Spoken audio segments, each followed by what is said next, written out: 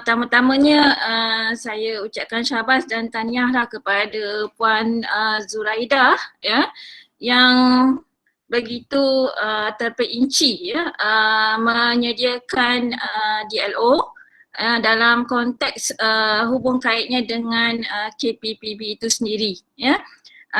Dan saya nampak proses ini adalah proses yang memang benar-benar dilaksanakan secara halus, iaitu benar-benar direka bentuk dengan teliti dan terperinci ya, bagi keempat-empat kursus ya, dalam kursus PDPP tadi ya. Dan saya nampak beberapa perkara lah ya secara kasar ya, secara kasarnya yang saya nampak.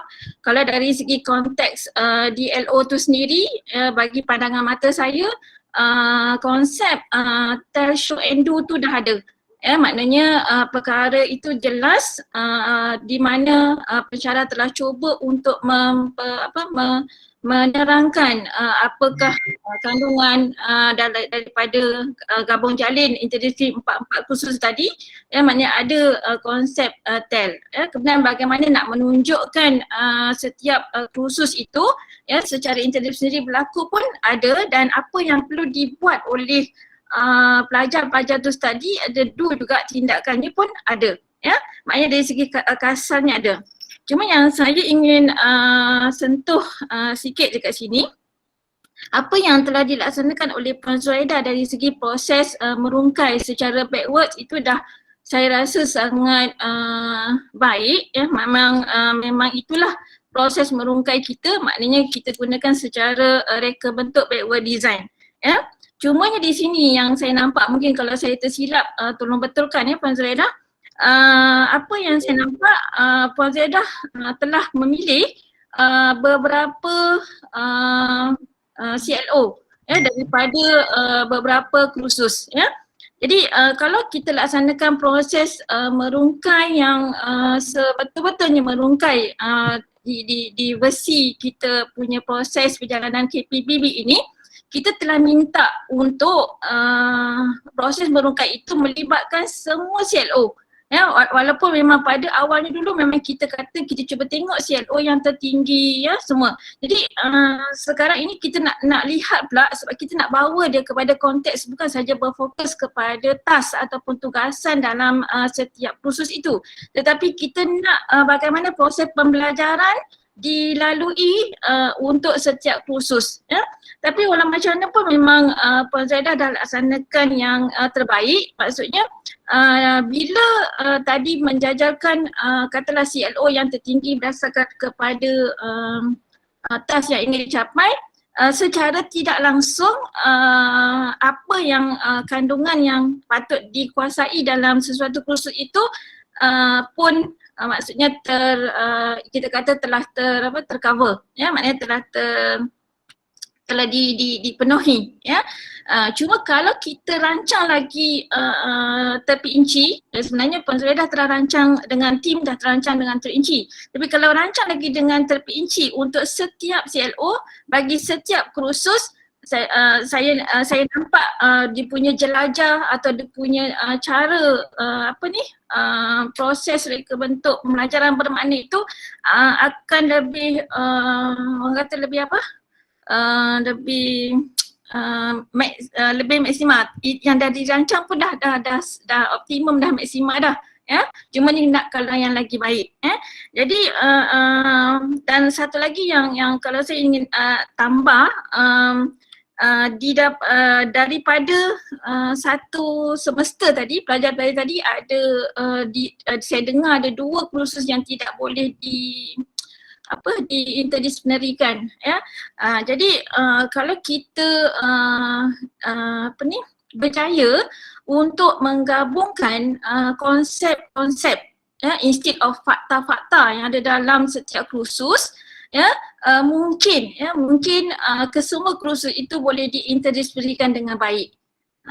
Jadi perkara ini memerlukan lagi advance cara kita merungkai untuk setiap kursus Sebab tu saya nak PM sendiri, saya kata dengan Dr. Zila. Tapi tak apa, teruskan. Jadi bagi saya, yang saya pun dalam proses belajar, saya anggap ini adalah satu yang terbaik, dan mungkin rakan-rakan yang lain pun ya boleh belajar daripada IPG melalui Melaka, bagaimana proses yang telah dilaksanakan dengan begitu teliti dan begitu baiklah, dan ini adalah satu contoh yang terbaik. Okey, itu saja Dr. Azhar. Terima kasih Puan Zuraida. Terima kasih Dr. Azhar di atas respon yang diberikan. Ada daripada panel, daripada task force? Dr. Zila, satu lagi Dr. Zila. Ya.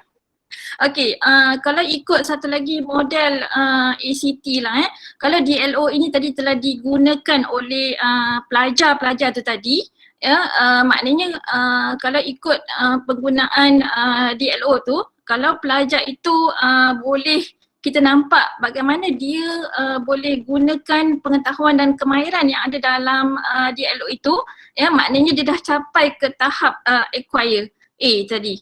Ya, dan kalau dia gunakan pengetahuan dan kemahiran itu, dia boleh buat connection pula dengan dia day life, maknanya bagaimana dia kaitkan dengan kehidupan dia. Maknanya tadi apa yang Puan Zura contohkan, maksudnya kalau digunakan dia buat RPH, kemudian RPH apa yang dia belajar tu tadi, dia pun sendiri mereka bentuk dia punya plan pembelajaran untuk murid dia.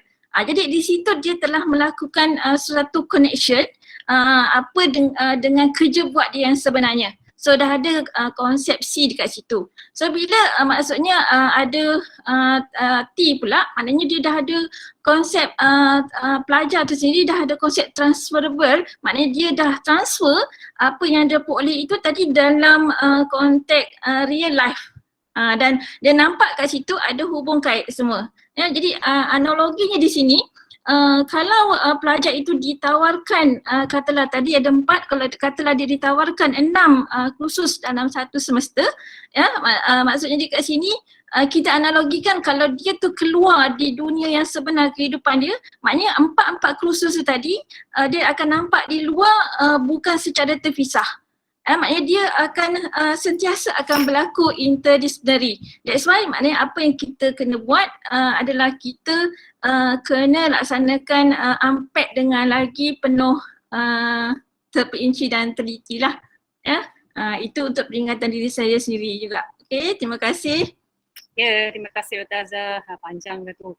Kita minta seorang lagi respon daripada task force kerana ada 2-3 pembintangan lagi. Minta satu lagi daripada task force. Maaf doktor, boleh bertanya ke? Boleh, silakan. Okay, Assalamualaikum. Saya Dr. Sakia dari IPG KDRI. Saya bukan task force tapi saya terlibat sebagaimana Encik siapa tadi? Encik Yu tadi, Cik Chun tadi. Jadi ada beberapa perkara yang saya rasa macam saya kurang faham pula. Okey, yang pertamanya DLO sefaham saya adalah boleh dianalogikan seperti Lego block. Bermakna Lego block ni kita boleh sambung-sambungkan dengan mana-mana DLO lain. Dia boleh dipairkan, dia boleh ditanggalkan. Maknanya kita boleh ambil just like that. So kalau, minta maaf ya Puan Zuraida, jadi kalau macam DLO yang Puan Zuraida hasilkan tadi tu, it is very extensive, it is interrelated, interdependent dengan subjek-subjek, kursus-kursus lain, and it takes like a semester to complete, and it looks like it is an MPDL project to me. Jadi saya mohon kefahaman supaya kekeliruan ni dapat diperjelaskan supaya saya lebih faham, adakah kita punya DLO ni konsep yang mana satu? Pertama. Yang keduanya, saya mohon mungkin saya je yang tak faham atau mungkin ada kawan-kawan juga yang tak faham, beberapa elemen ataupun keywords dalam template DLO. contohnya big idea, essential questions, merukai standard. Can you just explain a bit supaya kita lebih clear and then kita dapat hasilkan something yang aligned to whatever that is needed. Maaf ya doktor, saya nak penjelasan hal ni. Thank you. Dr. Syakiah memang satu tim dengan Cikgu Chun kan 2-3 tahun lepas. Jadi yang untuk template atau tapak ini kita minta Cik Man beri penjelasan sikit, Cik Man. Okey, Dr. Ila. Sebenarnya kalau Doktor Tuan-Puan lihat tadi, ada perbezaan antara yang Cikgu Chun dengan Puan Zuraidah tu. Yang Cikgu Chun tunjuk tu adalah berdasarkan amalan KPPB dalam satu kursus saja. Memang DLO yang asal memang kita itulah dia. Kita minta melalui KUPD buat di kampus pun itulah dia. Itu berdasarkan kursus dalam bidang tier. Maksudnya setiap kampus melalui KUPD kita dah agihkan 27 tu dia ada bidang yang dia kena hasilkan dan ikut kursus dia dalam kursus tu. Tapi yang Puan Zu bentang tadi dia adalah gabungan. Dia gabungan beberapa kursus lah. Itu salah satu bentuk lagi lah. Dan yang Dr. Syakiah cakap tu memang betul. Dia asal DLO ni sama macam konsep Lego. Yang pensyarah ni buat nanti boleh combine. Misalnya dalam kursus tu mungkin ada 2-3 pensyarah buat bahagian yang berlainan, nanti kita boleh gabungkan. Ini mudah dilakukan masa kita guna ESE dulu. ESE dulu. Dia mudah bahagian-bahagian dalam DLO tu kita boleh guna source asal dia sebelum dia convert kepada HTML, kita boleh pisah-pisahkan dan boleh combine dekat pensyarah lain punya DLO juga. Tapi bila kita guna Google Site ni masih boleh buat tapi dia manual sikit lah, maksudnya ada kerja tambahan sikit. Itu ada kekurangan yang kita dah bincang juga sebenarnya dengan KUPD tu. Dr. Syakiah jelas dengan penjelasan tu? Saya tanya sikit lagi ya Cik Man. So maksudnya sekarang kita punya fokus ni kita nak hasilkan DLO mengikut kita punya tier ataupun kita diperlukan untuk hasilkan DLO yang interdependent dengan subjek lain. Yang mana satu Cik Man? Ikut yang saya bincang dengan KUPD itu asalnya memang by khusus lah, ikut tier. Tapi mungkin sekarang ni yang Puan Zu buat tu pun boleh guna juga sebab yang ni dia interdisiplin kan. Memang kalau ikut KPPB kita, program KPPB kita, sebab dia asalnya DLO dengan KPPB ni dua program yang berlainan. Kemudian Dr. Nazifah minta kita combine ni pada tahun bila Dr. Ilah yang kita combine DLO ni dengan KPPB ni? 2019. Lebih kurang macam tu. Sebab DLO ni asal dia adalah daripada Jerayawara New IPG dulu, kalau tuan-puan masih ingat lah kan. Dia bermula daripada situ. So DLO dulu tu dia lebih kepada kita digitalkan PDP kita, kita manfaatkan digital apa semua masukan tu. Tapi kemudian bila KPPB program ni masuk dalam sistem kita, kita nampak perlu ada keselarian tu, pemanfaatan digital tu dengan konsep KPPB yang kita nak terapkan dalam sistem kita tu. Jadi kita combine dua ni. Bila kita combine dua ni, itu yang kita namakan DLO MPDL, nama asal kan, sebelum tukar kepada Melayu ni KPPB. So sekarang ni sebenarnya DLO KPPB. DLO tu dalam tu ada unsur KPPB dia. So KPPB ni dia boleh berlaku dalam satu kursus, satu bidang tier, ataupun dia boleh combine. Yang cantiknya tu, yang multidisiplin tu, yang combine lah. Tapi untuk permulaan ni yang kita sebenarnya prepare untuk kolokium hari itu adalah baik khusus, sebab itu lebih mudah. Kalau tengok tadi boleh nampak dengan jelas yang Cikgu Chun present mula tu nampak lebih mudah, lebih simple sebab dia berkisar dalam satu kursus saja. Dan kemudian kalau kita pergi yang combine kursus tu, dia akan nampak lebih kompleks lah sebab kita kena ambil kira CLO dalam kursus lain, tugasan yang perlu, kerja kursus yang perlu dicapai dalam kursus lain yang kita combine, dia akan nampak lebih besar lah. So ada kelebihan dan kekurangan dia lah. Dan saya rasa kita boleh guna dua-dua ni untuk tujuan kolokium ni. Kalau kita boleh mula dengan, sebab kalau yang baik khusus tu setiap pensyarah boleh buat untuk dia punya subjek dia sendiri, khusus dia sendiri.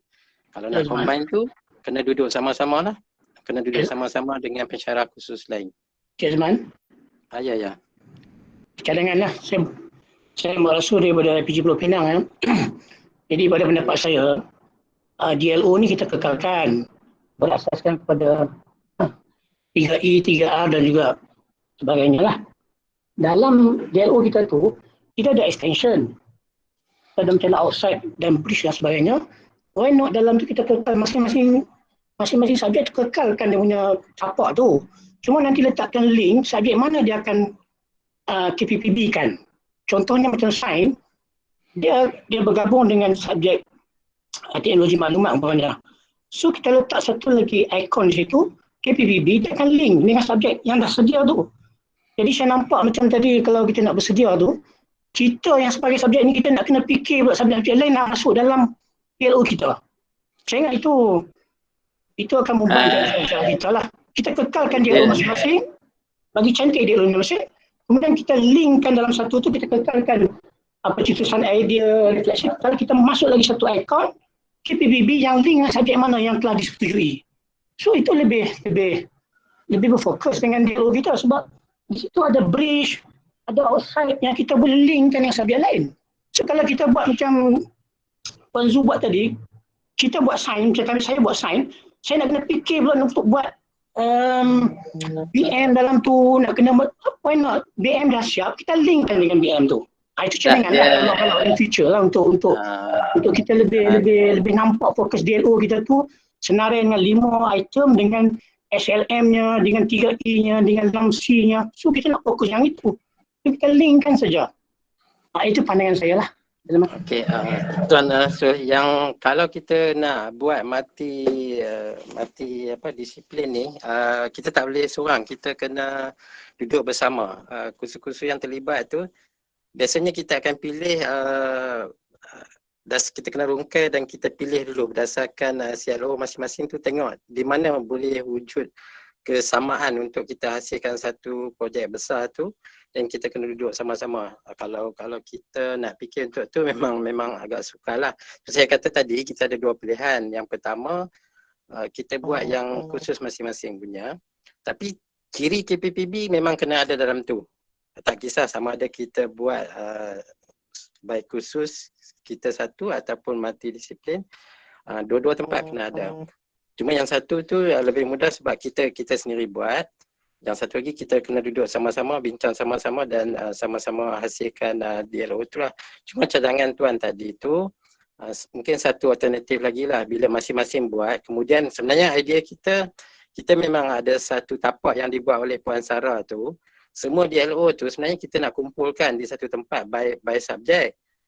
Tapi sebab sekarang ni kalau kita nak letak by subjek belum banyak, tu yang kita letak by nama kampus dulu. Nanti bila dah banyak kita boleh by subjek, by khusus. Jadi masing-masing boleh masuk dan boleh tengok daripada khusus lain juga. Mungkin kita boleh nampak nanti dekat mana yang kita boleh gabung-gabungkan. Itu pun satu alternatif lain lagi lah untuk pergi ke multidisiplin tu. Terima kasih Tuan. Okey, untuk permulaan boleh saja buat subjek sendiri dulu Cik Man ya. Selepas itu kita mulalah bergerak kepada interdisiplin seperti yang telah dikongsikan oleh Puan Zu tadi tu. Ya, okey baik. Kita terus dululah dengan pembentangan. Dijemput IPG